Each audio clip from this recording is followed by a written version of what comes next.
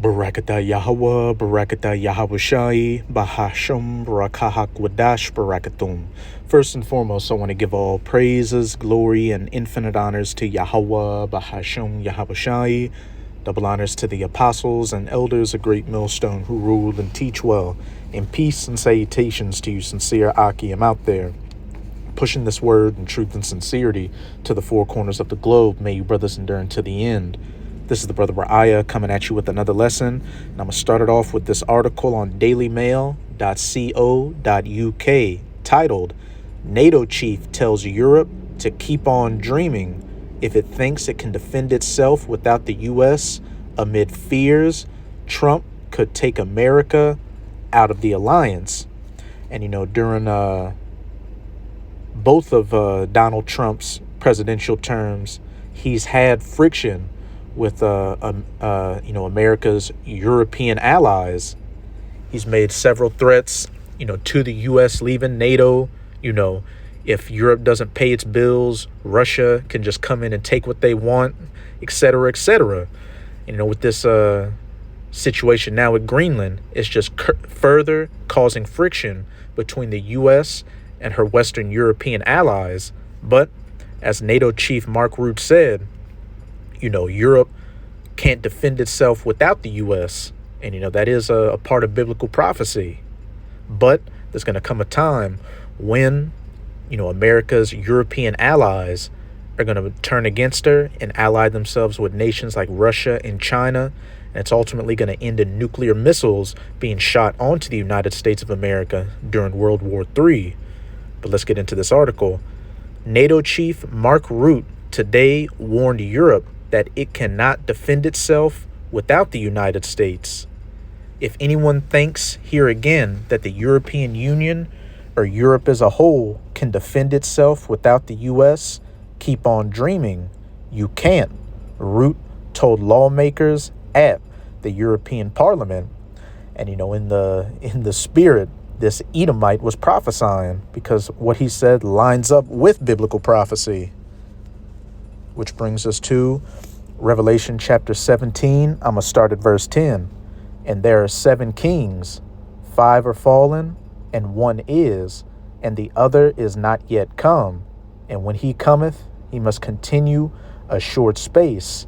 And, these 7 kings represent the 7 major power structures of Esau Edom, or the so-called white man, throughout history, which was Greece, Rome, Germania Major, Germania Minor, Britain, France, and Spain.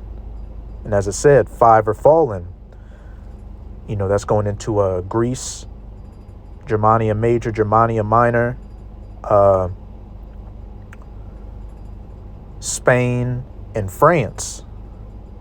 And the one that is speaking of the ancient pagan Roman Empire, which was the ruling power when John the Revelator, saw these visions.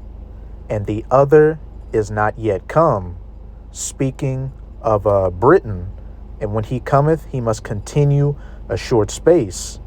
Verse 11, and the beast that was and is not, the ancient pagan Roman Empire, even he is the 8th, which in Revelation 13, it talks about the 8th, which is of the 7. This is speaking of America, which is the Roman Empire reincarnated. And, you can see countless number of parallels between ancient Rome under the Edomites and America under the Edomites today, and is of the 7. There you go. And goeth into perdition or destruction. Like I said at the beginning of the video, all these tensions are eventually going to lead to America's allies and her enemies shooting nuclear missiles onto her, wiping this place off the face of the earth. But here's the point I wanted to get to. And the 10 horns which thou sawest are 10 kings. And this is going into the EU or European Union, which started with the first 10 common markets of it, when it was known as the European Economic Community, which have received no kingdom as yet, but receive power as kings 1 hour with the beast, that 8th beast, America, These have one mind and shall give their power and strength unto the beast, unto America. So like Mark Root said, if anyone thinks here again that the European Union or Europe as a whole can defend itself without the U.S., keep on dreaming. You can't. Root told lawmakers at the European Parliament, hey, these 10 kings that gave their power over to the beast to rule with it for 1 hour.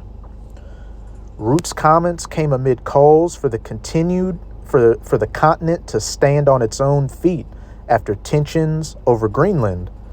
The self-ruling territory is part of EU member Denmark, which is also a part of the NATO alliance. But U.S. President Donald Trump has made aggressive moves to put Greenland into America's hands, threatening to upend global order if he didn't get his way. He threatened to place a massive 25% tariff on EU goods unless Denmark agreed to hand Greenland over to the U.S. And earlier this month, he told the New York Times that it may be a choice for the U.S. between annexing Greenland and keeping NATO intact. So pretty much saying what? Look, we may either we take Greenland and get it, or what? We risk leaving NATO to do it. But regardless, we want Greenland. Going to Daniel chapter 7, verses 19 to 20. And that little horn which sprung up, whose look was more stout, or proud, or chief in power than his fellows, speaking of America, which, Nero 47 perfectly encapsulates that American spirit, that proud, arrogant, my way or the highway spirit, hence why America is always bullying her European allies. And, since they gave their power over to the beast to rule with it, this NATO EU system, they pretty much have to do whatever that whore that rides upon the beast, Babylon the Great, America says.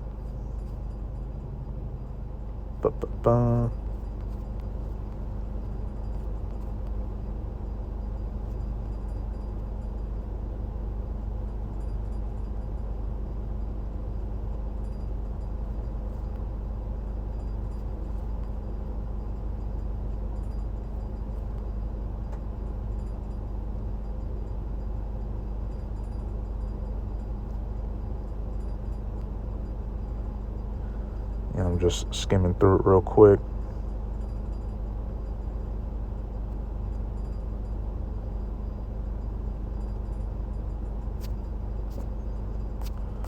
All right.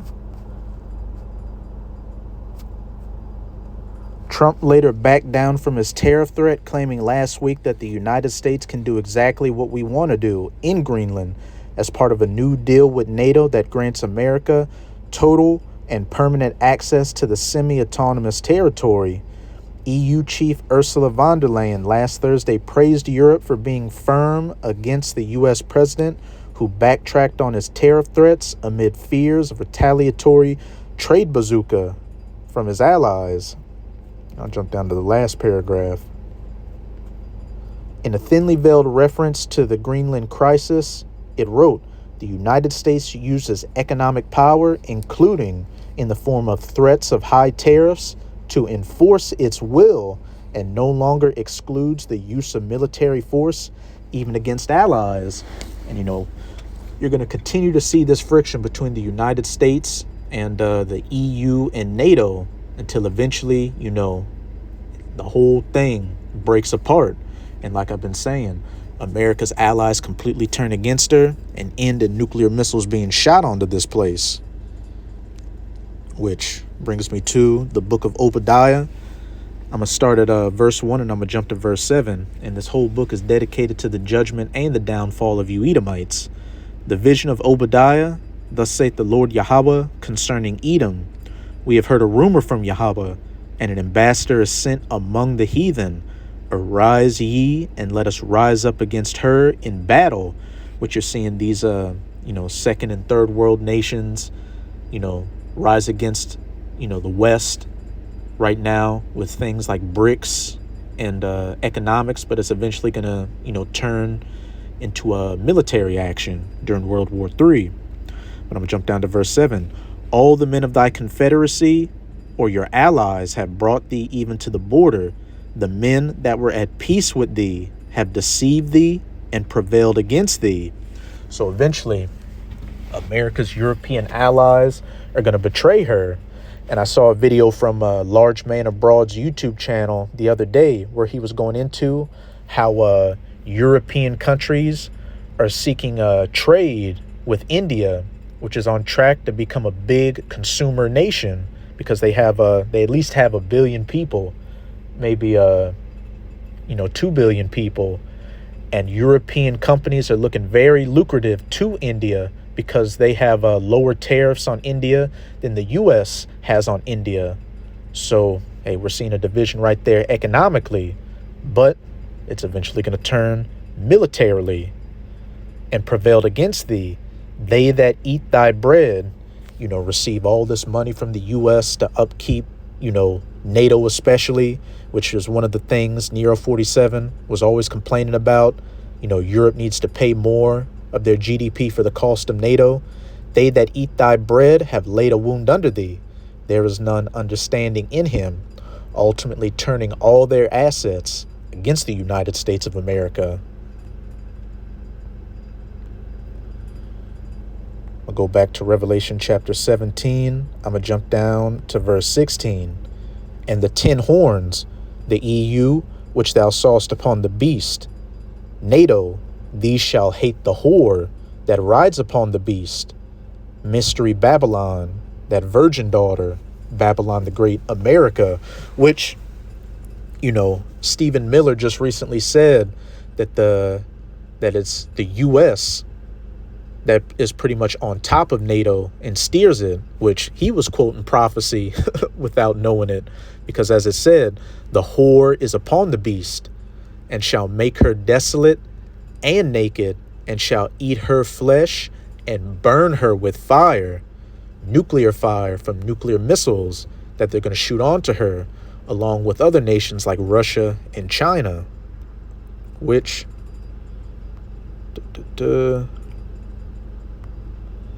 brings us to Jeremiah chapter 50.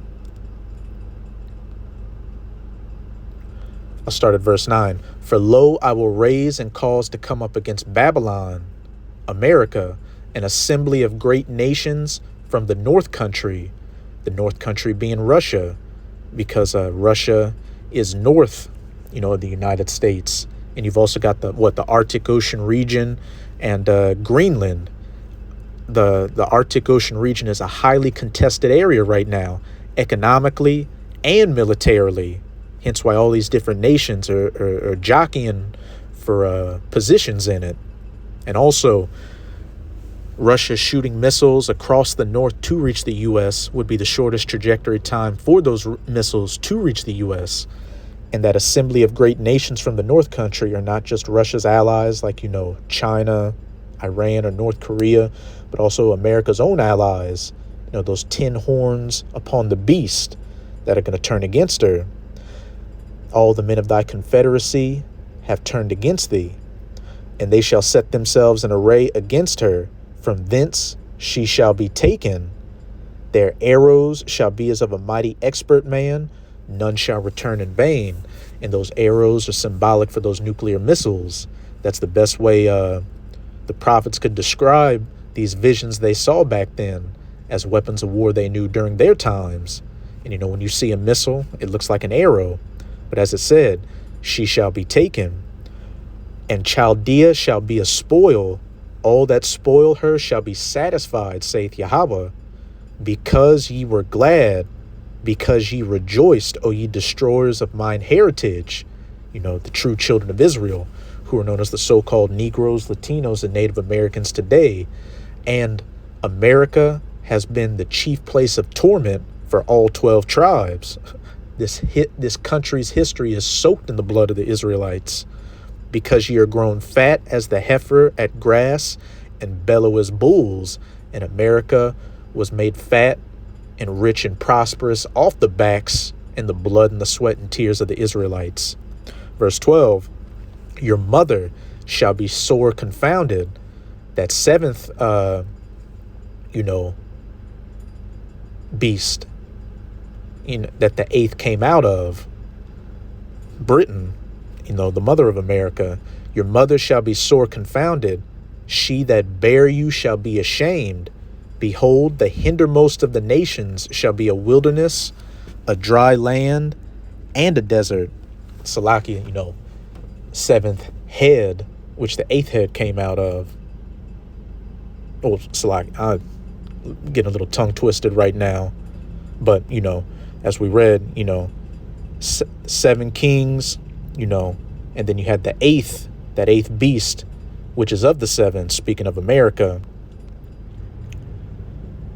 And, Britain used to be a part of the EU, but they left. But, they're still a part of NATO, and they're a nuclear capable nation.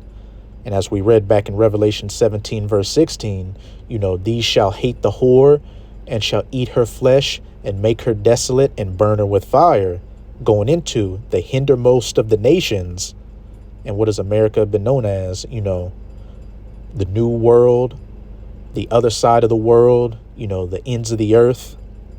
The hindermost of the nations shall be a wilderness, a dry land, and a desert, talking about the entire, landmass of the United States, which it doesn't look like a desert right now, but what would make it a desert? Nuclear missiles hitting this place and burning it up. Verse 13, because of the wrath of Yahweh, it shall not be inhabited, but it shall be wholly desolate. Everyone that goeth by Babylon shall be astonished and hiss at all her plagues. And when you read in Isaiah 13 and, and around the 39th to the 40th verse of this chapter, it says that no man will ever set foot on this place ever again, because it's going to be a desolate, uninhabitable wasteland where only harsh desert creatures are going to dwell at after a time. Verse 14, put yourselves in array against Babylon round about, all ye that bend the bow. Those silos and other launch platforms for those missiles. Shoot at her with those nuclear arrows. Spare no arrows, for she hath sinned against Yahweh. But yeah, that's pretty much it. But hey, we can see that these last few prophecies are quickly coming down the pipeline. So to you sincere Akim and Akwat out there, hey, just keep strong. We are almost out of this final wicked captivity of the heathen nations, chiefly of the Edomites. And with this lesson, I hope you sincere Akim and Akwat were edified. I'm going to say Abad Babal, Kwam Yasharala, and until next time, Shalom.